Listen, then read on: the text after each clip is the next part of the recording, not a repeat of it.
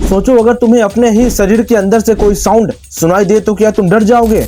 लेकिन सच तो ये है कि तुम ये आवाज हर पल सुन रहे होते हो, बस ध्यान नहीं देते। हम सब जानते हैं कि दिल शरीर में खून पंप करता है, लेकिन क्या तुमने कभी सोचा कि ये धक धक की आवाज कहाँ से आती है और ये कभी रुकती क्यों नहीं है? असल में ये आवाज सीधा दिल से आती नहीं है, बल्कि दिल के अंदर मौजूद छोटे छोटे वॉल्वेज के दरवाजे से आती है। जब ये वॉल्वेज खुलते हैं तो खून तेजी से फ्लो करता है, लेकिन जैसे ये बंद होते हैं तो एक छोटी सी वाइब्रेशन पैदा होती है। यही वाइब्रेशन मिलकर धक धक की आवाज बनती है, जिसे हम हार्ट बीट कहते हैं। आसान भाषा में समझो तो हमारा दिल सिर्फ खून पंप नहीं करता, बल्कि हर धड़कन के साथ एक साउंड इफेक्ट क्रिएट करता है।